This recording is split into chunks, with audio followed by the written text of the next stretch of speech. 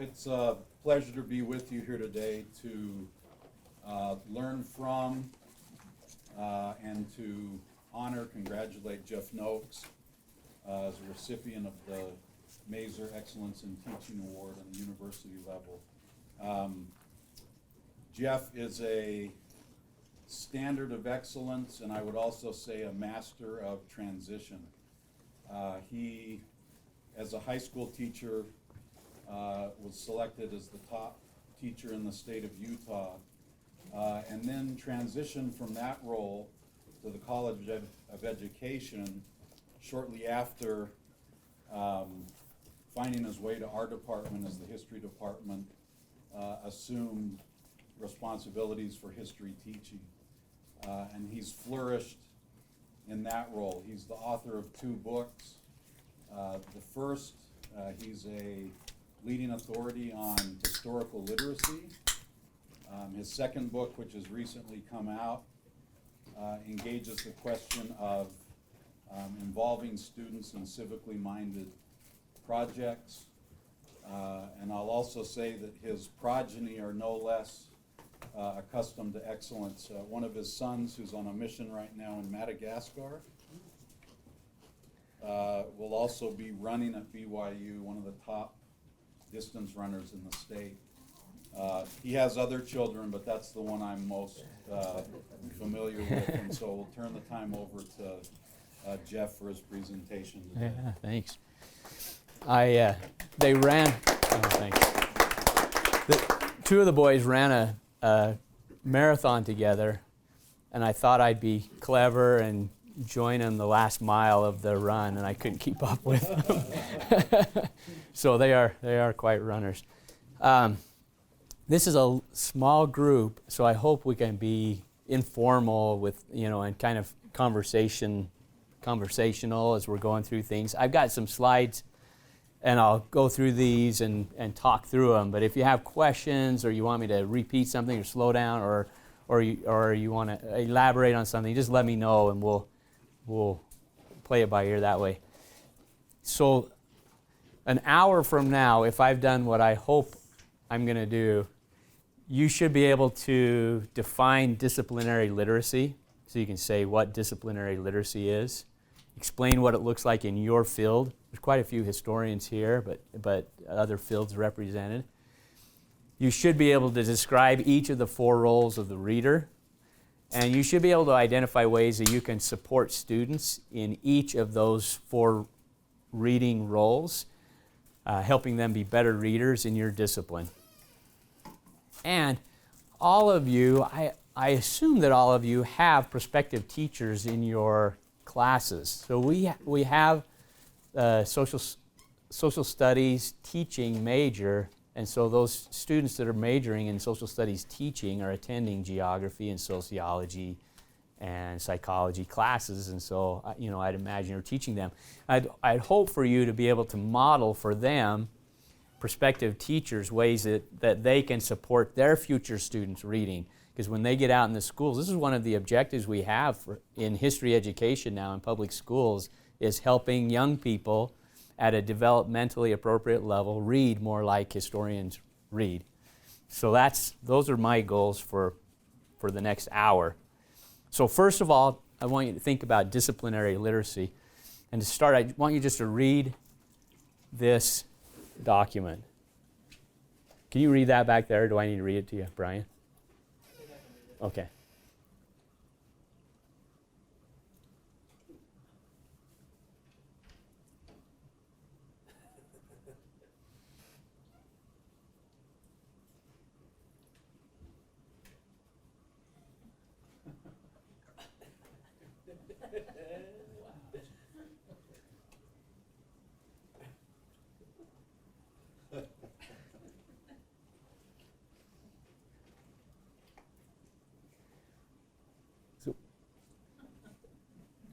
All right, did you have a chance to read it all?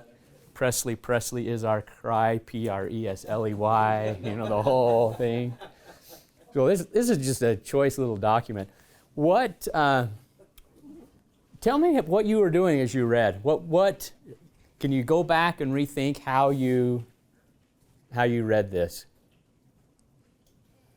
How many of you didn't read in a linear way, starting at the first and then just going straight through it? How many of you jumped around a little bit? So Evan, what did you do? Where did your eyes go, and what were you? I was drawn to the bottom before I went.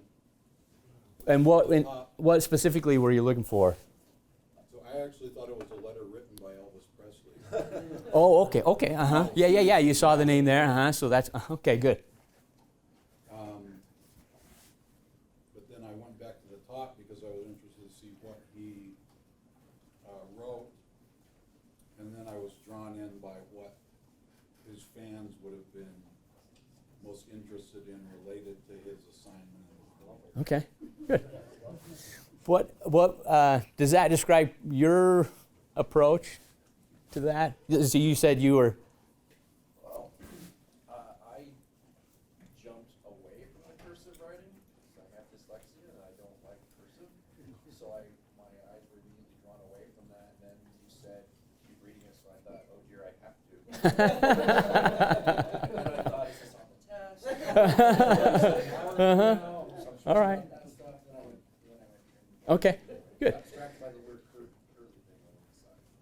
This thing, so this I'm trying to decide. I don't know if it's an archivist or a researcher later on. It's a different colored mark, and so I don't think it was part of the original. I had to go back and reread those first few sentences because they kind of didn't make sense. You reread them. You read them, and then you realized. Three sentences. I thought, what are they talking about? And then I went back and reread it, and then I thought, well, I don't know. And then I saw sideburns and thought, okay, so I had to reread parts of it 2 or 3 times. Okay, good. So if you're reading this as a sociologist, you would probably read this different than if you're reading it as a historian, you're reading it as an economist, you're reading it as a geographer.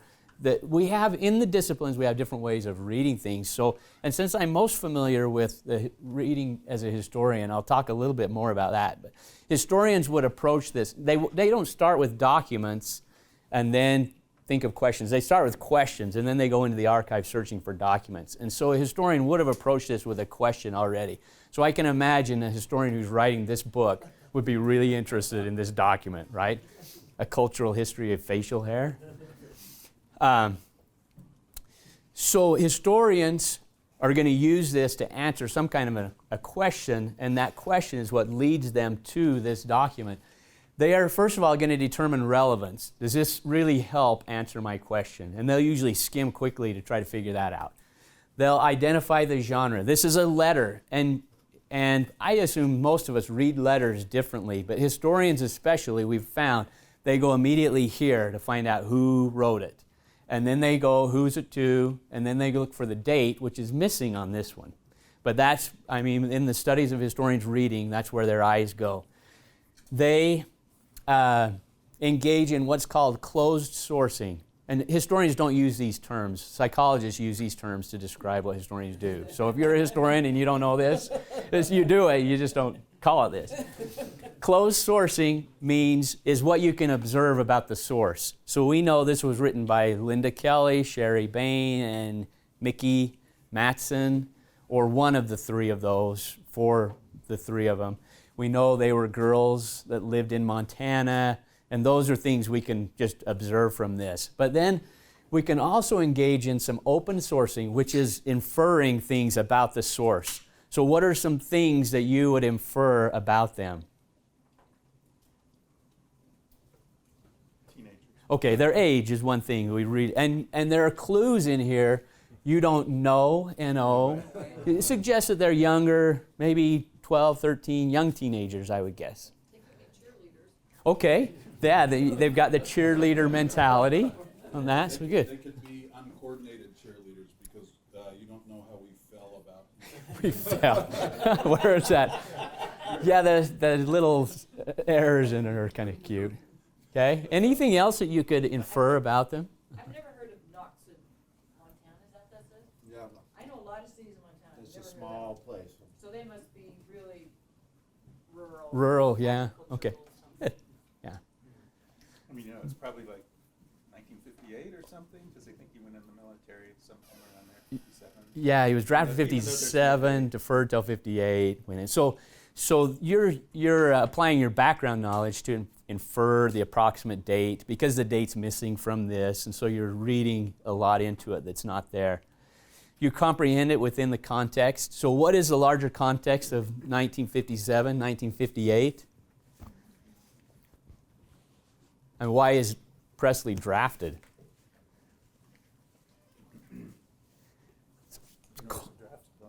Yeah, the draft is on. Cold War is heating up. That's the year of Sputnik in October '57. And so are these girls really concerned about Cold War issues?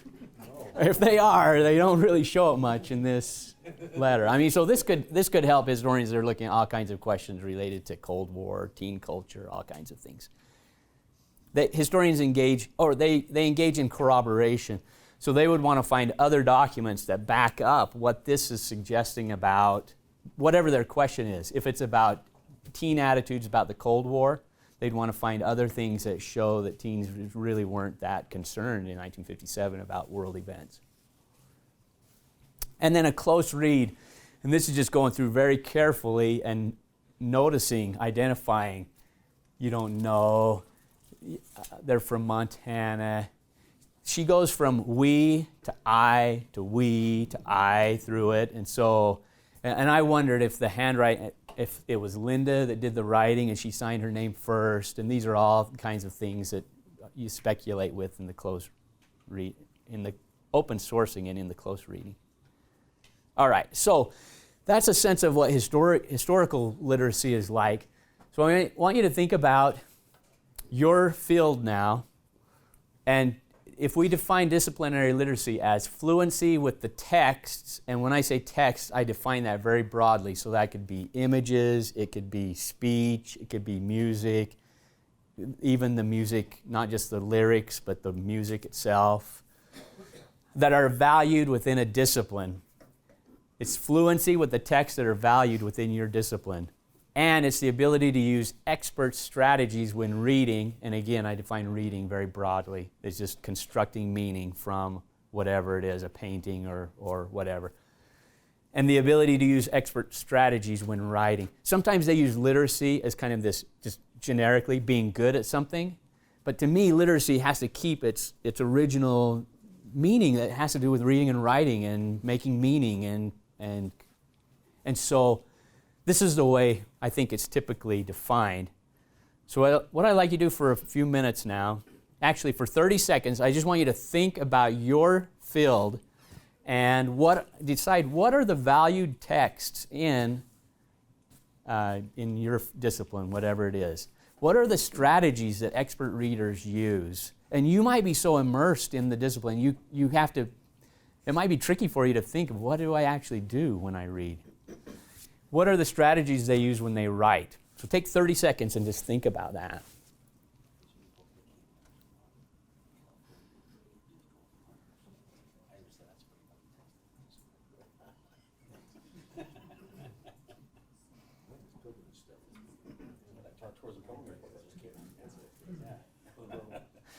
So now you've had a chance to think. I want you to partner up with somebody and talk with them for 2 minutes and let them know what you think are the valued texts. Even among historians, there might be different based on your specialty area. And what are the strategies? So go, 2 minutes.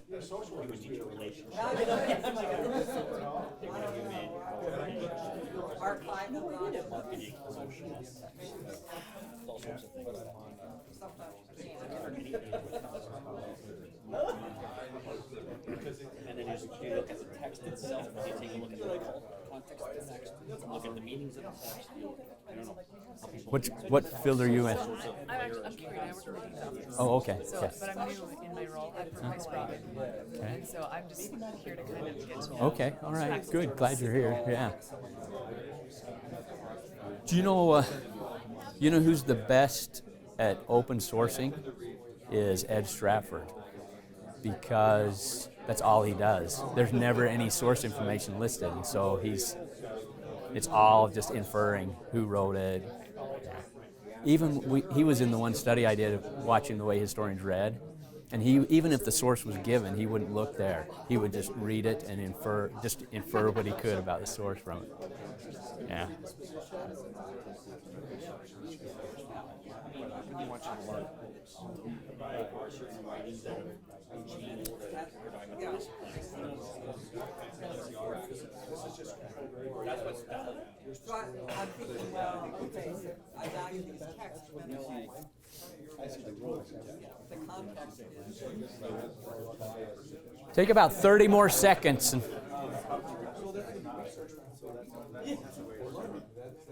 So I read an article, it was actually a chapter looking at Ezekiel's vision of the temple. And the guy started talking about the horizontal and vertical cities. And I went, that's true. You know, so you ascend to the throne of God, and then you go visit with God, or God comes down to visit you. That's vertical versus the movement going into the temple.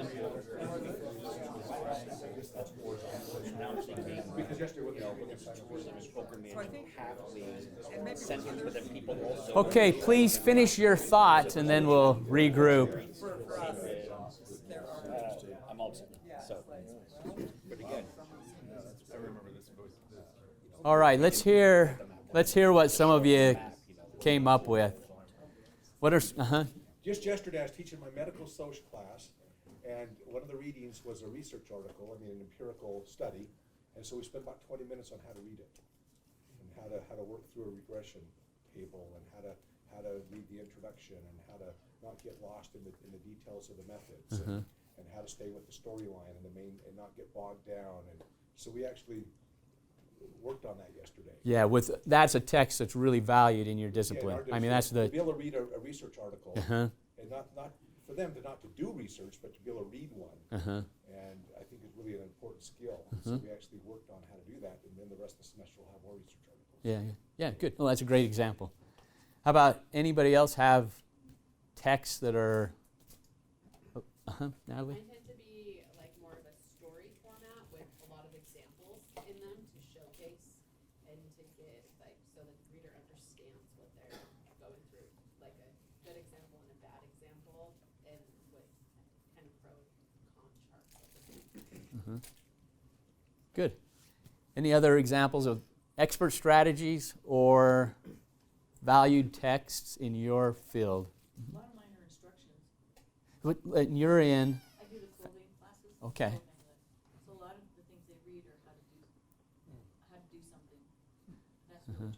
tricky. So what are the strategies involved in? They have to read every word. Because they'll say, well, I didn't know I was supposed to do this. I said, did you see this word here? Okay. Or, make sure, so they have to really go back and read. And so every word almost has to have some meaning to it, or it'd be so long. And so one sentence could just be like 4 steps of how to do something. So that just takes some skill. Whereas skimming might be a strategy that historians use when they got to go through 1,000 pages in 2 days, and just get the gist of something. Yeah. Hey. All right. We're doing this third part, sharing as a group what other teams have discussed. So, any other thoughts on this, Sam? Something we talked about in JAR, if you try to teach students in some classes, I've tried to teach them how to read the landscape. So they're actually reading a place and understanding kind of the cultural and physical characteristics. So it's not words, so to speak, couldn't be included there, but it's actually being out in the place, and that takes different skills than Sure. just being able to read something. Yeah. Great. All right, good.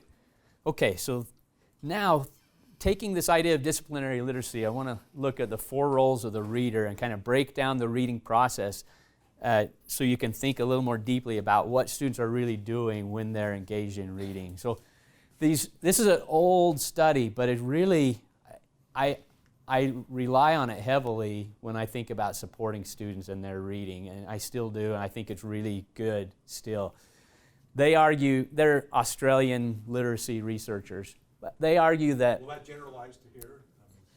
From Australia. If you turn everything upside down, it's almost exactly the same. They say that good readers are code breakers, they're meaning makers, they're text critics, and text users. And so I want to talk about each of these things just in a little more detail. So as a code breaker, Basically, that means connecting meaning to symbols, patterns, the code, whatever it is, whether it's the landscape that Sam's talking about, or in traditional reading, this is the code. These are the symbols. And so this symbol is called a D, but it represents what? The sound, duh.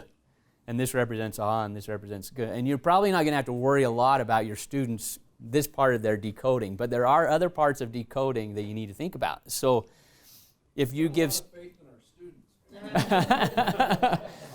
Yeah. If these symbols don't represent the sounds anymore, and so in a history class, a student that's maybe not familiar with these might not know might not be able to break this code.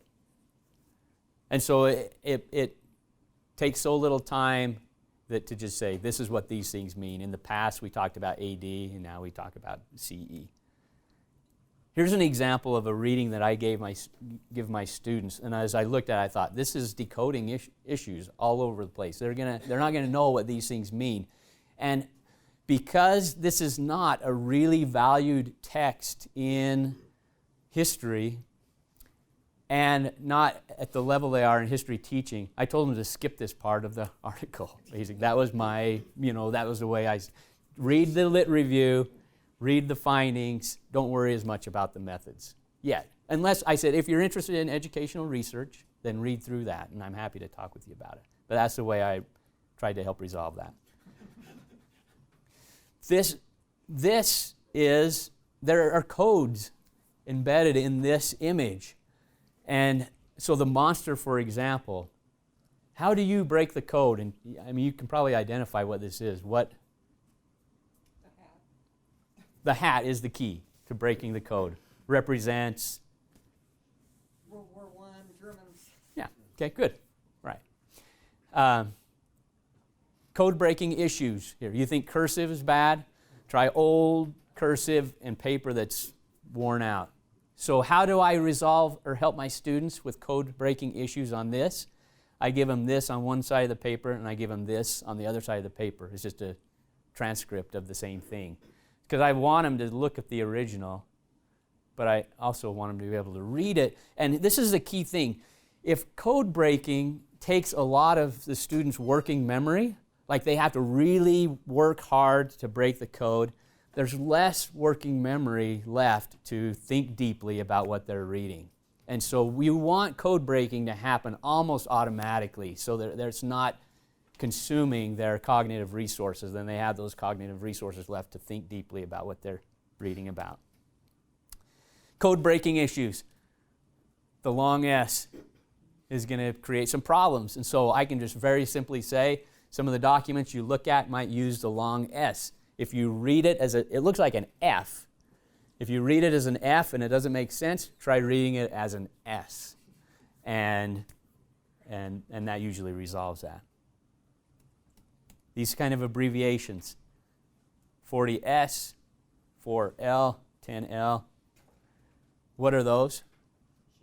Shillings and pounds. The L especially throws people off. We'll look at this ad again in a few minutes. All right, so that's the first process, the code breaking. Any questions about that? Does that make sense to you?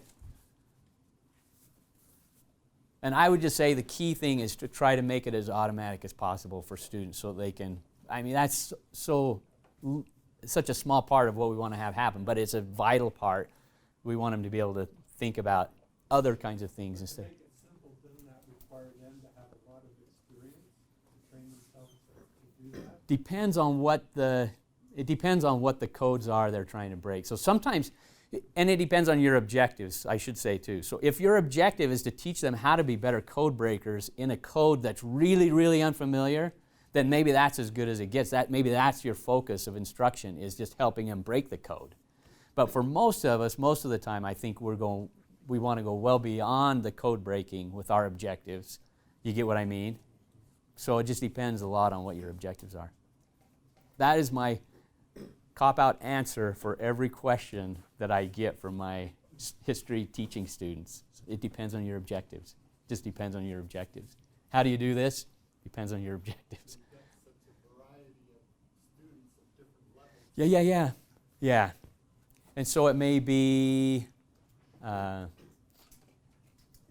in that case, you might, I mean, that's why we have office hours and things like that. But if you let students know ahead of time about these kinds of issues, you might have some code breaking issues with this, or you might have trouble reading this. If you do, come in during my office hours. I'll give you 2 or 3 tips that'll help you, you know, make sense of what you're reading a little bit better.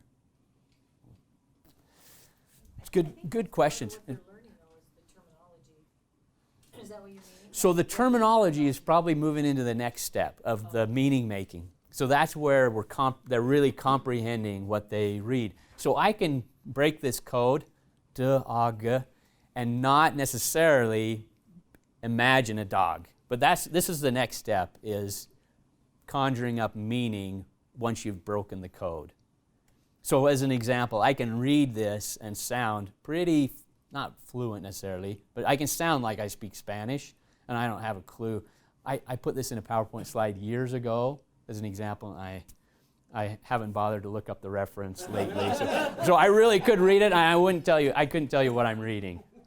I think this means fertile, maybe. I don't know what collado means. But anyway, you can break the code without making meaning, is my point in this.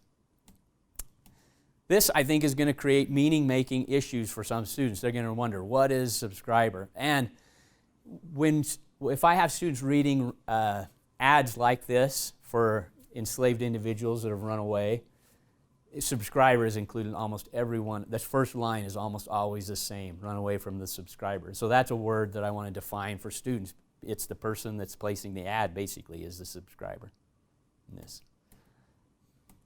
And you can go through and you can say, inclining to corpulence. You know what that means? This is meaning, yeah, it's kind of chubby, fat. So these are meaning-making issues that students are going to struggle with probably. And so, again, depending on my objectives and depending on the amount of reading that I'm giving, I might help them with the vocabulary that I know is going to be really important. And other things, they know how to figure out vocabulary from context clues and things like that. Most of our students do. And so you kind of have, I mean, you can't dedicate a ton of time to this kind of reading. Insolent, knavish, traces. Here's an example of something that I used when I was teaching in high school. We would study this document from Sojourner Truth, Ain't I a Woman? And then I found this source online. And they could read it, and they could kind of comprehend it, but then I found this little online source. And after I started showing this along with having them read it, they really, really comprehended. Black abolitionist, Sojourner Truth. Is this coming over? Herself freed from slavery in 1827. Can you hear it back there? To a gathering of feminists in Akron, Ohio in 18... Let me see if...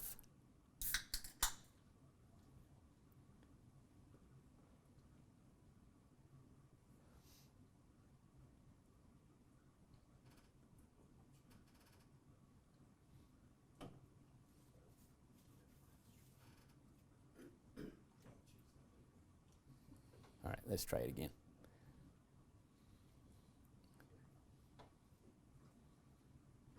Here, the black abolitionist, Sojourner Truth, who was herself freed from slavery in 1827, speaks to a gathering of feminists in Akron, Ohio in 1851. Well, children, so much racket, there must be something out of kilter. I think that twixt the Negroes of the South and the women at the North, all talking about rights, the white man will be in a fix pretty soon. But what's all this here? That man over there says that women need to be into carriages, lifted over ditches, and to have place everywhere. Nobody ever helps me into carriages, or over mud puddles, or gives me any best place. And ain't I a woman? Look at me. Look at my arm. I have plowed and planted and gathered into barns, and no man could head me. And ain't I a woman? I could work as much and eat as much as a man when I could get it, and bear the lash as well. And ain't I a woman? When 13 children and all sold off to slavery, and when I cried out with my mother's grief, none but Jesus heard me, and ain't I a woman? Then they talk about this thing in the head. What's this? Intellect. That's right, honey. Well, what's that got to do with women's rights or Negroes' rights? If my cup won't hold but a pint and yours holds a quart, wouldn't you be mean not to let me have my little half measure full? Then that little man there in the black, he says women can't have much rights as men because Christ wasn't a woman. Well, where did your Christ come from?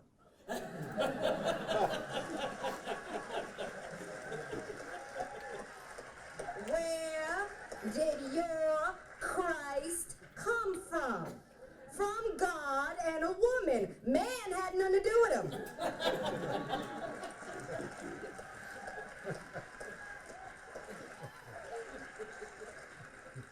If the first woman God ever made was strong enough to turn the world upside down all alone, these women together ought to be able to turn it back and get it right side up again. And now they's asking to do it. The men better let them.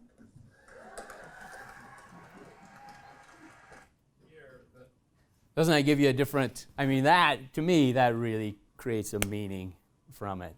And so if you're concerned about your students' meaning making and you're looking for resources to help, you'll be able to stumble onto these kinds of things, you know, as you're gathering resources. The third role is the text critic. So the text critic questions the author's purpose, accuracy, tone, word choice, what they include, what they leave out, the author's authority. Last year we had on campus Sam Weinberg, and in this book he writes, gasping for air under an information overload, we face a different question than learners in the past. He says learners in the past had to find information. That was the challenge, was to find information. He says, what information should be believed? We're woefully unprepared to answer. Instead of teaching the skills needed to navigate this digital free-for-all, our education system trudges along doing the same thing. The old ways of reading won't do. We've got to have more critical readers, is his argument. I would introduce this concept to students. I would say, what do you think about this ad? So Thomas Jefferson has placed an ad because Sandy, one of the enslaved individuals on his plantation, has run away. And he's trying to have Sandy located and brought back. So as he describes Sandy in this, he's about 35 years of age, mulatto, which is a term we don't use now, but it describes someone who's has a white father and a slave mother. Anyway, so Thomas Jefferson describes Sandy in this. So, and he's trying to get Sandy back. So is this an accurate description of Sandy? And I think this is an important resource because it might be the only place in the world that we have any information about Sandy. Because slaves weren't written about much. And so this is maybe the one and only, Sandy's body is in an unmarked grave today, I'm sure. And so this is about all we've got. So this is an important source on Sandy. So does this give us an accurate depiction of Sandy? He's left-handed, he rides horses as well, he can do carpentry work. Okay. We've learned a lot about some of the skills and traits. Okay. So is this the truth, the whole truth, nothing but the truth? Okay, what would you say has to be kept in mind as you read it? I mean, that's right. It gives us a really good, he works principally with his left hand, those kinds of things. So, Dave, DJ. Someone wants his property back. So it's filtered through that. Okay. The slave master wants his slave back. So in ways that he's described in Brester's character, it's probably not that accurate. Right? Okay. Yeah. I doubt Sandy or his family would describe himself that. Okay, great. Yeah, so this is not, if Sandy's going to write a little autobiography paragraph, this is not what he's going to write about himself. If Thomas Jefferson, I mean, it's obscene to talk about humans this way, but if Thomas Jefferson wanted to sell Sandy, how would this description have been different? This is the question I ask students, because they're pretty much locked in saying he's trying to get him back. He's going to give an accurate description. Is he going to say he is a shoemaker by trade? Probably, and maybe there would be an adjective in here, an excellent shoemaker or something like that. Not Inclined to drink. Okay, is he going to include that? Insolent and disorderly? Insolent, disorderly? No. Okay, so it's going to be a different description if there's a different purpose for creating it. And so this is a description, but it has to be remembered in the context of Thomas Jefferson probably being really irritated because this is from his perspective, taken such good care of Sandy his whole life, and now what does Sandy do to him? Runs off. And what kind of loyalty is that? And he certainly has that kind of an attitude as he's writing it, and is not very complimentary of Sandy. So that's what the text critic doesn't just buy everything at face value, but remembers that texts are produced by a person for a purpose, and that they need to be read with that person and that purpose in mind. That's the text critic. Any questions or thoughts about that? Does something like that exist in each discipline? Or what does the text critic look like in sociology or geography?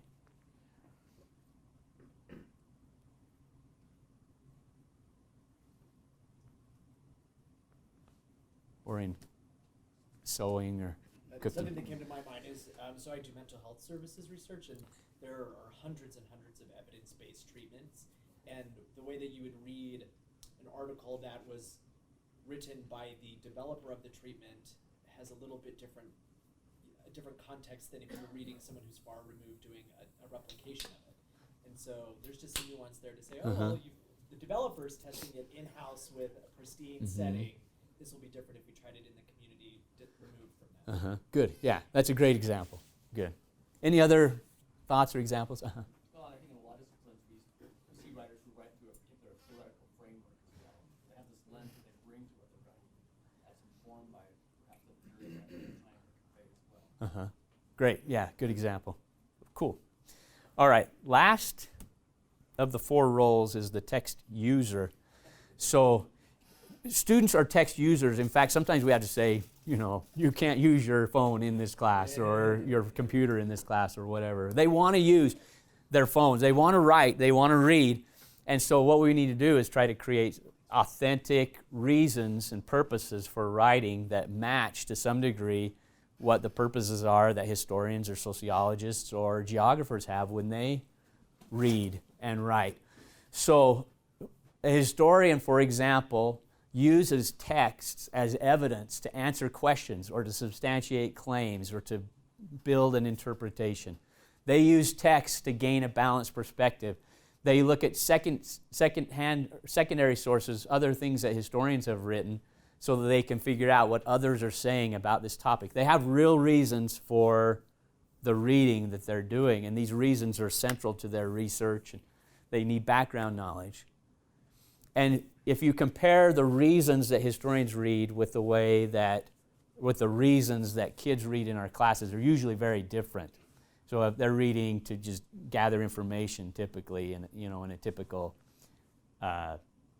especially a survey history class. And so what I've found is that students can be more motivated to read when they're engaged in reading that's more like what the experts do in the field. It feels more authentic. So we have just about 9 minutes left, I think. I want to do a little example in history. So each of you take one of these, and there should be at least 2 runaway slave ads on the page. If you take one that has just one, there's maybe one right next to it that has a second. we're going to do some crowdsourcing and look at some questions. So once you get it, you can just read through it. And then I'm going to ask you some questions about it after.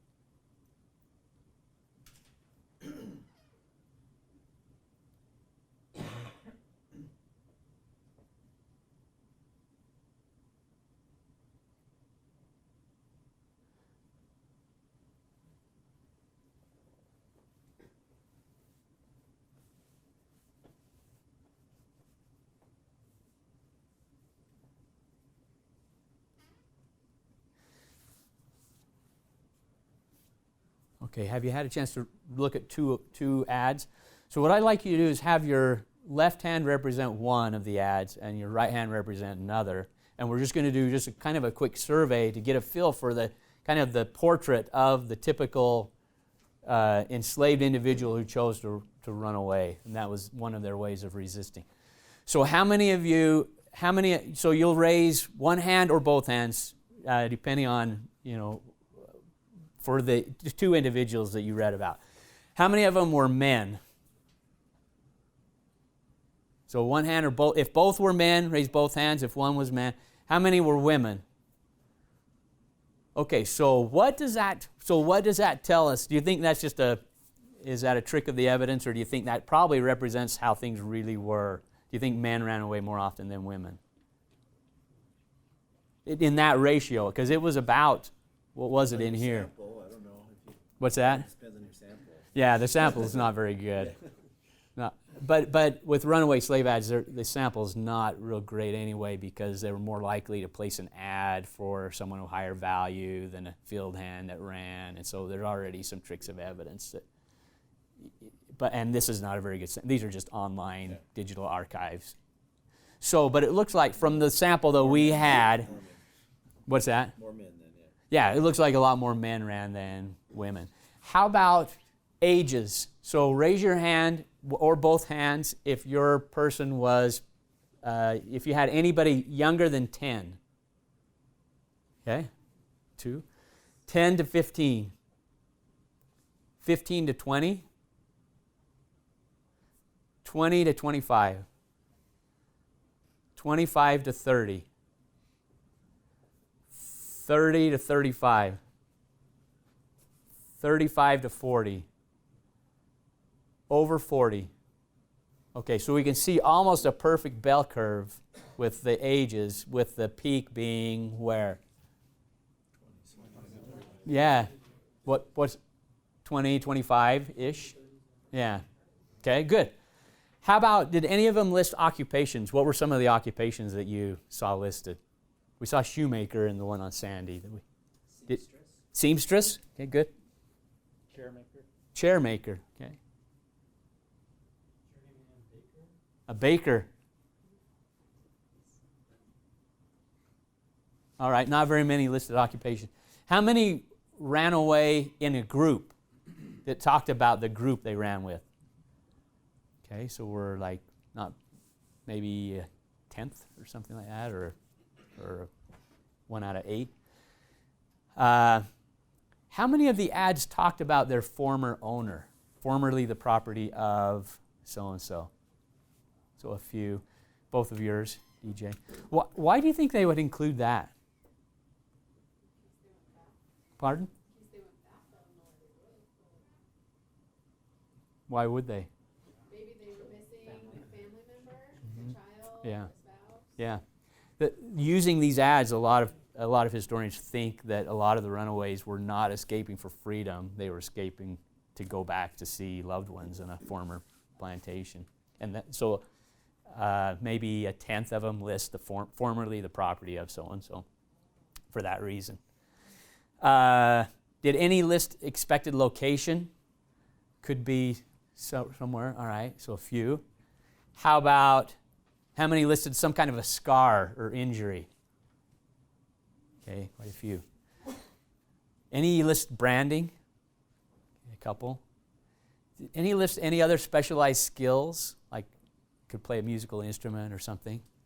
Was good with horses, could repair farming utensils. Okay, good. Any other?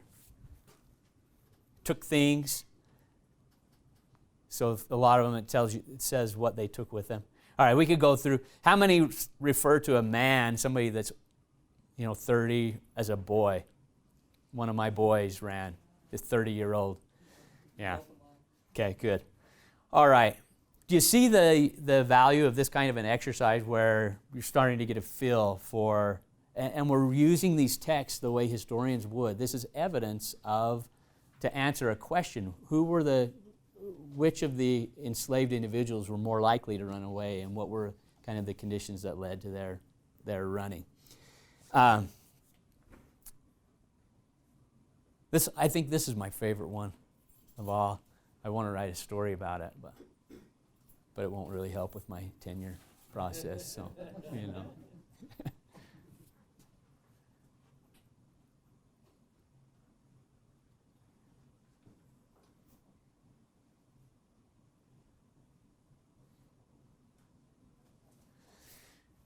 Well, we're about out of time. Any questions about the 4 roles, what you might be able to do to support your students? Hopefully I've just got your wheels turning a little bit and you can come up with ways. You can identify the potential problems in each of the 4 areas and then think about ways that you can do to be more supportive of students in each of those roles. Any other? Okay. I'll put this up so you can kind of check yourself. This is the post-test to see if we did what we wanted to do. But that's it. Have a good rest of the day, and I'm going to go teach class right now.